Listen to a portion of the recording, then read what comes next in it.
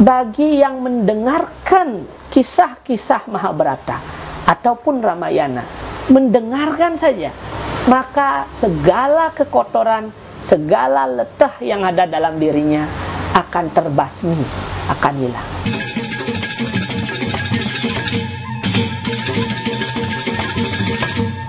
Om Swastiastu, para pemirsa yang berbahagia, saya I Gede Arum Gunawan. Pada kesempatan ini ingin berbagi bersama para sahabat dimanapun berada tentang keberadaan hari suci dalam agama Hindu, yaitu hari Tumpek Wayang. Hari Tumpek Wayang ini jatuh berdasarkan perhitungan Pawukon, yaitu 210 hari Masehi. Itu 6 bulan Bali. Jadi 6 bulan Bali itu sama dengan 210 hari tahun Masehi. Nah, Tumpek Wayang ini menjadi hari yang sangat keramat dan sakral bagi umat Hindu khususnya yang ada di Bali. Karena apa? Karena satu dari perhitungan hari, wuku wayang ini merupakan wuku tumpek terakhir dalam peredaran tahun wuku. Jadi ini hari tumpek yang terakhir jatuh di wuku wayang. Kemudian Kliwon, ya, tumpek ini kan sanis cara Kliwon. Perhitungan Pancawara terakhir jatuh di Tumpek Wayang, yaitu Kliwon. Kemudian perhitungan Saptawara yang terakhir, yaitu Sanis Cara, juga jatuh di Tumpek Wayang. Perhitungan Triwara yang terakhir, yaitu Kajeng, juga jatuh di wuku wayang. Sehingga semua perhitungan yang terakhir itu ngumpul jadi satu di Tumpek Wayang niki.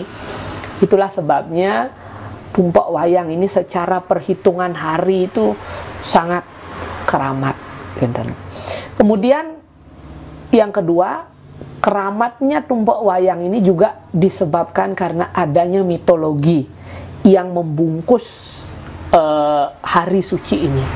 Karena Tumpek Wayang ini sangat erat sekali kaitannya dengan kisah punika Betara Kala, ya. Jadi Betara Kala ini adalah salah satu dari putra Dewa Siwa yang lahir secara tidak terencana. Ya, jadi itulah sebabnya di sini ada muatan nasihat bahwa hendaknya kalau kita dalam membangun sebuah keluarga harus diawali dengan penyucian dulu agar tidak melahirkan anak yang memiliki sifat keraksasaan. Nah, Betara Kala itulah simbolnya. Makanya Betara Kala ini tidak diakui awalnya oleh Dewa Siwa dan Dewi Uma. Nah, makanya dia protes, siapa bapak ibu saya dan lain sebagainya. Nah, pada akhirnya singkat cerita, Betara Kala ini ingin mencari makanan dan sampai akhirnya dia ingin, karena ada perintah dari Betara Siwa yang boleh dia makan, yang boleh ketadah oleh Betara Kala, yaitu tidak lain adalah orang yang senang berpergian di saat tengahing surya, tajak surya, kemudian sandia kala, dan orang yang lahir di wuku wayang itu boleh ketadah oleh Betara Kala. Nah, kebetulan ini Sang Rare Kumara yang tidak lain juga adiknya itu lahir di wuku wayang. Makanya Sang Betara Kala ini terus ingin sekali menyantap makan si Rare Kumara niki. Nah, ini dikejar seperti yang para pemirsa sudah ketahui dalam cerita Kala Tatua nih, bahwa Sang Rare Kumara niki berlarian kemana-mana, bersembunyi, ya. ketika dia bersembunyi di payuk yang tergadah begitu, bersembunyi di sana sehingga tidak dilihat oleh Betara Kala, selamat sang Rare Kumara, dikutuklah. Uleng jani sing dadi jelema manusia neng kayakang payuk. Gitu yang neng kayakang payuk ngejang neng kayak payuk kos. Makanya orang Bali tidak berani payuk atau mangkok atau bejana itu yang kosong itu tidak berani ditegadahkan, pasti ditelungkupkan dan lain sebagainya. Banyak sekali kutukan-kutukan yang terjadi ketika masa pengejaran sang Kala mengejar sang Rare Kumara ini, sampai akhirnya bersembunyi sang Rare Kumara itu di Bungbung Gender Wayang. Karena kelelahan, sang Kala niki menikmati sesaji dalang yang sedang wayang.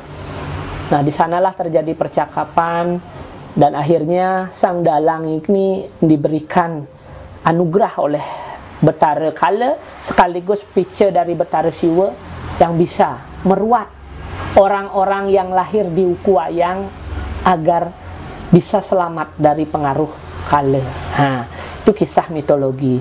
Jadi inilah yang membungkus ya teologi kita, pemahaman ketuhanan kita dibungkus oleh cerita-cerita mitologi yang sejatinya memiliki makna bahwa untuk memuja Tuhan itu melalui banyak cara. Salah satunya adalah melalui penyucian diri. Penyucian diri bisa dilalui dengan upacara, bisa dilalui dengan sadana spiritual, bisa dilalui dengan upekara-upekara. Dan salah satu yang kearifan lokal yang ada di Bali, salah satu penyucian diri juga melalui seni, khususnya melalui seni pedalangan niki pun wayang ngidang ngeruat jadmo kenten.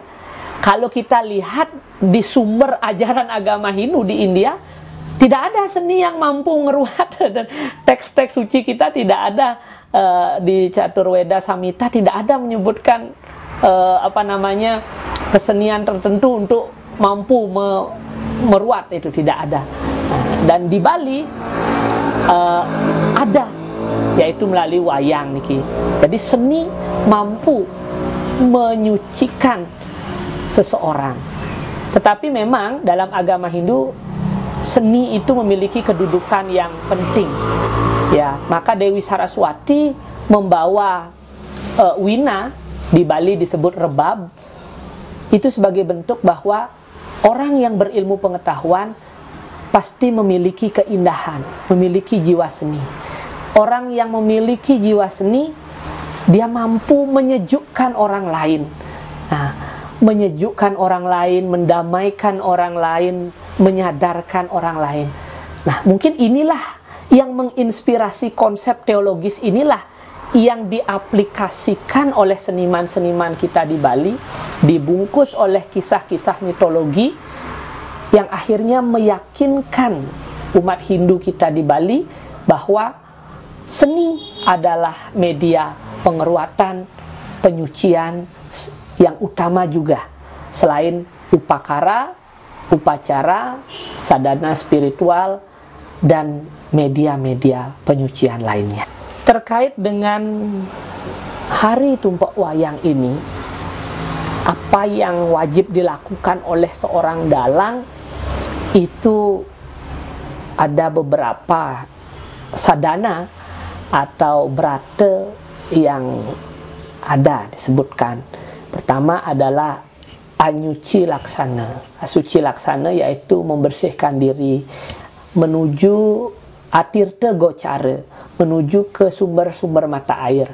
Sehingga kami mencari sumber mata air, mencari pancuran, kelebutan. Selain untuk menyucikan diri, juga air itu diperuntukkan nanti untuk upacara puja wali Ida Betara Sang Hyang Ringgit niki. Kemudian yang kedua, setelah melakukan tirta gocara asuci laksana, yaitu kami para dalang adalah melakukan puja wali niki Sang Hyang Ringgit. yaitu puja wali. Kalau dalam teks Hundarigama tumpak wayang, maka wali Sanghyang Iswara. Sanghyang Iswara inilah dewanya kesenian. Maka pada hari ini semua perangkat-perangkat kesenian diupacarai, sehingga kami para dalang juga mengupacarai semua perangkat-perangkat kesenian kami. Kemudian saat ini juga karena kami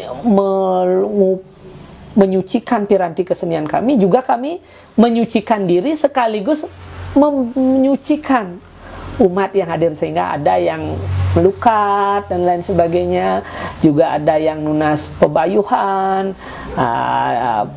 nyapu leger dan lain sebagainya, nike juga yang kami lakukan. Selain juga yang ada berata-berata lain yang harus dilakukan tergantung daripada kemampuan dari dalang itu sendiri. Ada yang melakukan upawasa dan lain sebagainya. Terus kalau bagi saya sendiri pada kesempatan ini tumpak wayang itu kecuali nyapu leger itu, maka kalau tidak ada orang nyapu leger, tiang tidak ketuur nyapu leger, tiang tetap tinggal di rumah, tidak pergi kemana-mana. Artinya melakukan pelayanan, siapa tahu ada umat yang datang. Karena saat ini kita benar-benar tetap harus tinggal di rumah dan melakukan pelayanan kepada umat. Saat itu juga malam nanti membaca teks-teks suci, kawin, serta latihan sedikit ya untuk meningkatkan kembali kemampuan seni pedalangan, termasuk juga pakem-pakem pewayangan yang ada. Terkait dengan orang-orang yang lahir di wuku wayang, itu dalam teks Kala Tatua, Kala Purana, termasuk juga teks Empu Leger, Sapu Leger, itu banyak disebutkan mereka yang lahir di wuku wayang, mulai dari redite sampai saniscara, wajib melakukan pengeruatan, pengelukatan, yang disebut dengan pengelukatan sapu leger. Itu bisa dilakukan di rumahnya masing-masing, atau bisa nunas tirta ke jero dalang atau ke ide pandita sulinggih yang merupakan yang dulunya saat walaka sebagai dalang. Itu bisa karena dalam beberapa teks dalam Kala Purana juga saya temukan tidak hanya orang yang lahir di wuku wayang saja yang perlu melukat sapu leger ini. Jadi ada 13 kriteria yang wajib melakukan ruatan atau pengelukatan sapu leger ini. Yang pertama adalah anak tunggal, anak semata wayang, itu wajib. Kemudian yang kedua adalah sanan empeg. Itu sanan empeg artinya saudara yang pertama meninggal, dia masih hidup, kemudian adiknya meninggal, diapit oleh orang yang meninggal, itu wajib sapu leger. Kemudian yang ketiga itu adalah bulaan apit pancoran.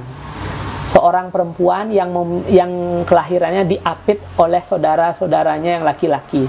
Kakaknya laki-laki, dia perempuan, adiknya laki-laki. Nah, niki bulaan apit pancoran. Niki yang perempuan wajib di sapu leger.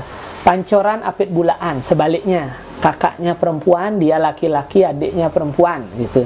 Diapit oleh perempuan. Nah, wajib. Kemudian yang kelima itu adalah margana. Margana itu lahir di tengah jalan. Wah, saat sedang akan melahirkan, tiba-tiba di perjalanan sudah lahir. Nah, itu wajib disapu leger. Kemudian ada yang disebut dengan lahir di tengah keramaian. Nah, itu wajib. Misalnya di pasar sedang hamil besar, sedang berkunjung di pasar, tiba-tiba melahirkan di tengah pasar. Nah, ini wajib. Kemudian ada juga orang yang lahir julung pujut namanya, julung pujut atau julung wangi. Julung wangi ini adalah ketika bukan wuku julung wangi ya, tapi ini orang yang lahir sebelum atau menjelang matahari terbit. Nah, ini ke julung wangi. Kemudian julung latri, yaitu orang yang ketika matahari mulai tenggelam. Nah, sendikala. Nah, ini ke yang kedua. Ya, itu sudah. Kemudian ada lagi kelahiran berikutnya yang wajib itu adalah sekarang, yaitu yang lahir di uku wayang. Kewajib wayangan namanya. Mulai dari redite sampai sanis cara. Nah, termasuk sekarang orang yang, mohon maaf, lahir tidak saatnya lahir dia lahir. Nah, mohon maaf, yang lahir sesar, kenten nggih. Nah, ini kan belum saatnya dia lahir, tapi karena untuk keselamatan akhirnya nike melakukan operasi sesar, nike wajib. Kemudian anak yang bersaudara laki-laki, dia sendiri perempuan. Nah, yang terakhir perempuan. Atau bersaudara perempuan, dia sendiri laki-laki.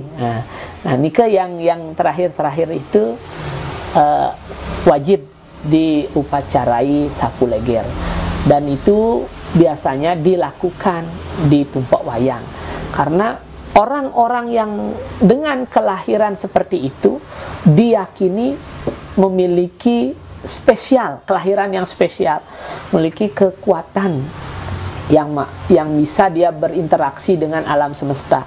Sehingga dengan penyucian yang dilakukan melalui upacara sapu leger itu, dia mampu mengharmoniskan kekuatan dalam dirinya dengan kekuatan alam semesta, sehingga dia menjadi orang yang seimbang, orang yang harmonis. Tapi kita di Bali memang agak sedikit seram ya, ada dibungkus, kalau orang lahir di uku wayang atau kelahiran yang tiang sebutkan tadi, wah niki orangnya keras, orang akan ketiban, sial kan, macam-macam. Bahkan ada yang bilang umurnya pendek. Nah, kan niki seolah-olah menjadi sangat menyeramkan dan semakin membuat angker sekali ya. Padahal di sini ada pelajaran penting dalam kondisi ini, adalah setiap kelahiran itu memiliki keunggulan dan kelebihannya masing-masing. Tetapi orang-orang yang lahir dan diberikan kesempatan memiliki kekuatan khusus, hendaknya harus meyakini dalam dirinya, mengimani kekuatan itu, bukan menolak. Dan kekuatan itu harus diharmoniskan. Dan untuk mengharmoniskan kekuatan dalam dirinya itu tidak lain adalah dengan mendekatkan diri kepada Tuhan. Tidak ada yang lain lagi.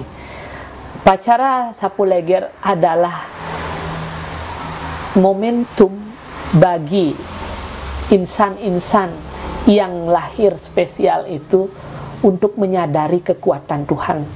Hanya Tuhanlah yang pelindung sejati.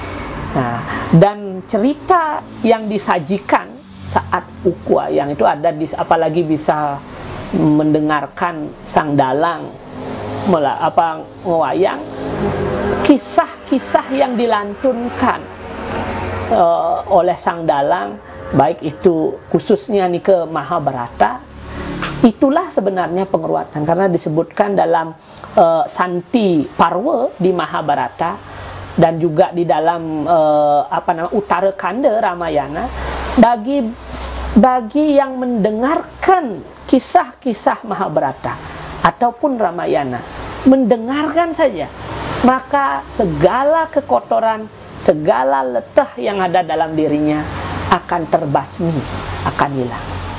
Kisah Ramayana dan Mahabharata, mendengarkan saja, apalagi bisa memahami dan melaksanakan, maka akan ada 4 pahala yang akan dia terima, yaitu bala, kekuatan, ayusya, umur panjang, yasa, penghargaan, kejayaan, dan terakhir adalah kirti, kemuliaan. Dan bagi yang mendengarkan Mahabharata Ramayana pada upacara kematian, maka dia akan menemukan nirwana, swarga, siwaloka. Maka pertunjukan wayang tidak hanya untuk kehidupan saja, bahkan niki wenten untuk upacara pitreyannya. Nah, karena adanya kisah Mahabharata dan Ramayana itulah yang membuat pengelukatan wayang ini menjadi spesial adanya di tumpak wayang niki. Semeton sareng sami, saya mengucapkan terima kasih. Mudah-mudahan apa yang saya bagikan ini bisa menjadi tambahan wawasan bagi kawan-kawan, sahabat dimanapun berada. Dan saya sangat terbuka sekali untuk diskusi-diskusi lebih lanjut, dan sangat terbuka sekali adanya tambahan ilmu mungkin dari kawan-kawan yang ada, para pendengar, para pemirsa yang menyaksikan tayangan ini. Dan mari kita dukung bersama-sama siaran-siaran yang ada di Kukuh TV ini. Semoga Kukuh TV semakin mantap dan berjaya. Om Santi Santi Santi Om. Kukuh TV, kabar dari desa.